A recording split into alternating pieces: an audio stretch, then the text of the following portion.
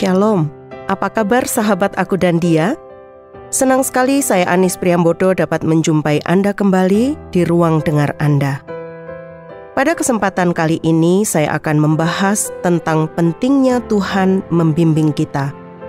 Doa saya Anda diberkati melalui topik ini dan selamat mendengarkan.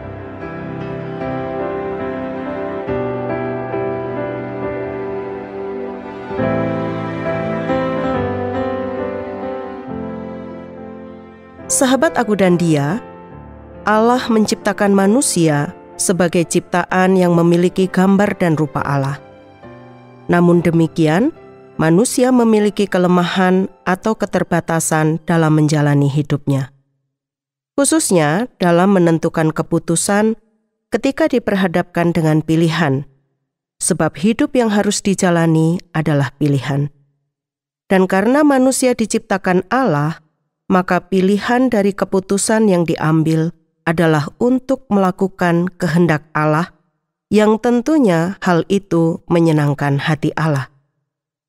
Gambaran nyata yang dapat kita lihat dari manusia adalah dengan melihat perjalanan hidup manusia itu sendiri. Mulai dari bayi hingga dewasa, setiap orang pasti memerlukan bimbingan orang tua. Bahkan ketika masih balita, orang tua harus menuntun atau membimbing dengan pegangan tangan untuk memilih yang tepat.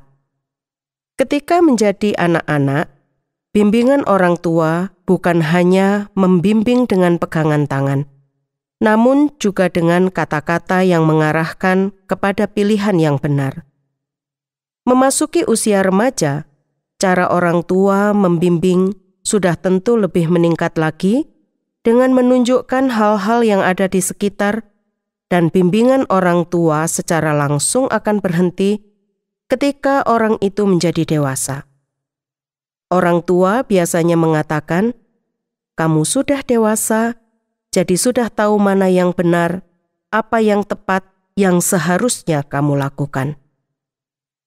Dan sebagai anak yang berbakti serta mengasihi orang tua, maka yang kita dapat lakukan adalah sedapat mungkin melakukan hal-hal yang membuat orang tua senang.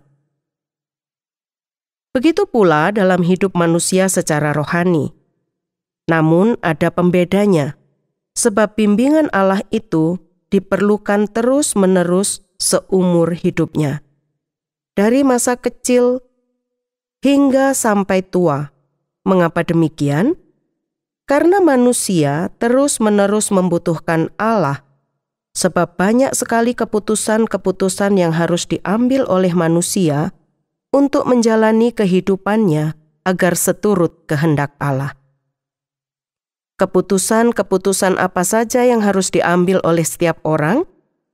Saya memberikan beberapa contoh, misalnya tentang pendidikan, pekerjaan, pernikahan, anak-anak, tempat tinggal, uang atau harta, hubungan dengan sesama, dan masih banyak lagi.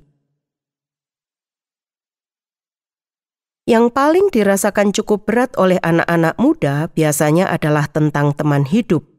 Dengan siapakah akan menikah? Pentingnya bimbingan Tuhan itu memberikan dorongan kepada orang-orang yang memiliki talenta untuk menciptakan lagu rohani yang mengungkapkan permohonan kepada Tuhan agar Tuhan membimbingnya. Saya ambil contoh lagu "Bimbinglah daku, ya Yesus, di sepanjang jalan hidupku. Firman-Mu bagaikan suluh, agarku tak sesat di jalan," dan seterusnya. Kemudian ada juga lagu dari Kidung Jemaat. Bunyinya demikian. "Ya Tuhan, bimbing aku di jalanku, sehingga ku selalu bersama-Mu. Engganlah ku melangkah setapak pun, apabila Kau tak ada di sampingku." Dalam versi nyanyian rohani, lagu ini dituliskan, "Ya Tuhan, bimbing aku di jalanku. Beri tanganku kutaruh di tangan-Mu. karena anakmu sendiri tiada tahu berjalan dan berdiri jika engkau jauh. Nyanyian atau pujian tadi merupakan doa permohonan kepada Tuhan agar membimbing setiap langkah kita dalam menjalani hidup. Manusia terbatas dan penuh kelemahan, sehingga membutuhkan Tuhan untuk dapat menjalani kehidupan. Sebab sumber kehidupan adalah Tuhan itu sendiri. Nyanyian tadi tentu didasarkan kepada janji-janji Tuhan melalui firman-Nya. Mazmur pasal 32 ayat 8 berbunyi, "Aku hendak mengajar dan menunjukkan kepadamu jalan yang harus kau tempuh. Aku hendak memberi nasihat, mataku tertuju kepadamu." Dan juga di dalam Injil Yohanes pasal 10 ayat 3-4 berbunyi demikian. Untuk Dia, penjaga membuka pintu dan domba-domba mendengarkan suaranya, dan Ia memanggil domba-dombanya masing-masing menurut namanya dan menuntunnya keluar.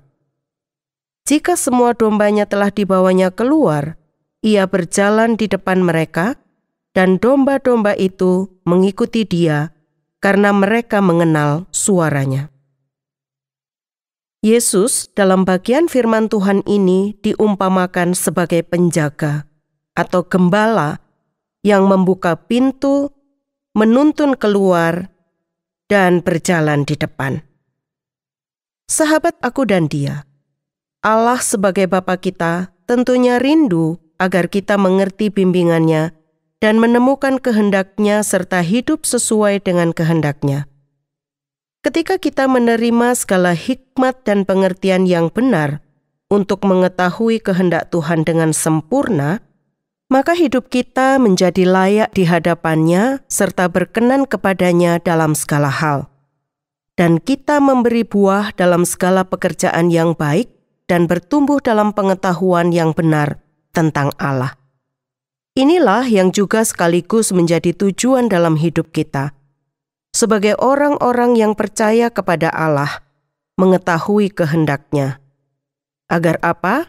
Agar hidup layak, memberi buah dalam segala pekerjaan baik, dan bertumbuh dalam pengetahuan yang benar akan Allah. Jadi kita harus mengetahui kehendak Allah dalam hidup kita. Jangan malah sebaliknya, sebagaimana yang dituliskan oleh Paulus di dalam Efesus pasal 5 ayat yang ke-17. Sebab itu janganlah kamu bodoh, tetapi usahakanlah supaya kamu mengerti kehendak Tuhan. Janganlah kita menjadi bodoh. Janganlah menjadi orang yang tidak mengerti kehendak Tuhan. Karena orang yang tidak mengerti kehendak Tuhan, Alkitab mencatat sebagai orang bodoh. Bodoh berarti tidak tahu apa-apa. Tetapi usahakanlah untuk mengerti kehendak Tuhan. Berarti harus diusahakan, ada daya yang dikeluarkan untuk mengerti kehendak Tuhan dalam segala perkara hidup kita. Kita perlu bimbingan Allah yang merupakan kehendak-Nya, baik dalam perkara yang besar ataupun dalam hal-hal kecil dalam hidup kita. Sebab Allah memiliki rancangan dalam hidup kita, sebagaimana tertulis dalam Yeremia 29 ayat yang ke-11. Sebab aku ini mengetahui rancangan-rancangan apa yang ada padaku mengenai kamu. Demikianlah firman Tuhan, yaitu rancangan damai sejahtera dan bukan rancangan kecelakaan, untuk memberikan kepadamu hari depan yang penuh harapan. Rancangan Allah adalah rancangan yang baik, rancangan damai sejahtera dan sempurna. Untuk itu penting bagi kita agar mengetahui kehendak Allah. Apa yang berkenan kepada Allah adalah sangat penting ketika kita melakukan segala sesuatu atau mengambil keputusan berdasarkan rancangan dan keputusan Allah. Sebab itu akan mendatangkan berkat dan kebahagiaan. Sahabat, mari sejenak kita melihat kisah bangsa Israel. Ketika mereka sedang ada dalam kesulitan dan mengambil keputusan untuk mencari pertolongan dari pihak lain, mereka bertindak tanpa bertanya kepada Tuhan. Israel tidak mencari Tuhan, tetapi mengambil keputusan dan bertindak sendiri. Yesaya pasal 30 ayat 1-2 berbunyi demikian. Celakalah anak-anak pemberontak, demikianlah firman Tuhan, yang melaksanakan suatu rancangan yang bukan daripadaku, yang memasuki suatu persekutuan yang bukan oleh dorongan rohku, sehingga dosa mereka bertambah-tambah, yang berangkat ke Mesir dengan tidak meminta keputusanku, untuk berlindung pada Firaun dan untuk berteduh di bawah naungan Mesir. Mengetahui bimbingan Tuhan itu sangat penting dalam hidup kita, karena dari sana akan mengalir berkat. Namun ketika kita bertindak sendiri dalam mengambil keputusan akan hidup kita, tanpa mencari tahu apa yang menjadi kehendak Tuhan, maka kegagalan akan menjadi bagian hidup kita. Di dunia ini tidak ada satu orang pun yang ingin mengalami kegagalan dalam hidupnya, bukan? Maka dari itu, carilah bimbingan Tuhan agar mengetahui kehendak-Nya, sehingga Anda dan saya akan berhasil menjalani hidup dengan berkat Tuhan dan berbahagia. Tuhan Yesus adalah teladan yang sempurna dalam mengerti dan melakukan kehendak Bapa. Ia dipimpin oleh Roh. Bagaimana dengan sahabat? Adakah selalu melakukan kehendak Tuhan dengan mengetahui bimbingannya? Ataukah seringkali gagal untuk mengetahui kehendak Tuhan sehingga mengalami kegagalan dan keraguan-raguan? Jika Anda adalah seorang yang melakukan kesalahan karena bertindak tanpa mengerti kehendak Tuhan, maka sahabat harus datang kepada Tuhan dengan kerendahan hati, karena Tuhan membimbing orang-orang yang rendah hati.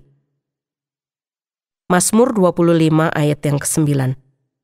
Tuhan juga bergaul karib dengan orang-orang yang takut akan Dia. Mazmur 25 ayat yang ke-14. Allah akan membimbing orang-orang yang memiliki sikap seperti Maria dalam Lukas 1 ayat 38. Kata Maria, "Sesungguhnya aku ini adalah hamba Tuhan. Jadilah padaku menurut perkataanmu itu." Pada saat kita memiliki kesediaan, maka Allah akan membukakan rencananya dalam hidup kita. Hati yang sedia merupakan pintu masuk untuk mengerti kehendak Allah. Mengerti dan memahami kehendak Allah bersifat pribadi. Kita tidak bisa jika memiliki persoalan atau pergumulan, kemudian kita pergi kepada hamba Tuhan, entah itu pendeta atau pastor, penginjil atau orang yang bijaksana, kemudian meminta agar mereka yang mengambil keputusan untuk kita. Mengerti dan memahami kehendak Tuhan haruslah berdasarkan pertimbangan sendiri. Sebab kita sendirilah yang akan menjalani kehidupan itu, bukan orang lain. Dan yang terakhir untuk pertemuan kita saat ini adalah Mazmur 37 ayat 5. Serahkanlah hidupmu kepada Tuhan dan percayalah kepadanya, dan Ia akan bertindak. Yang harus kita lakukan adalah berserah kepada Tuhan untuk semua keputusan hidup kita, lalu percaya kepada Tuhan dan menantikan Tuhan dengan berharap Dia akan bertindak.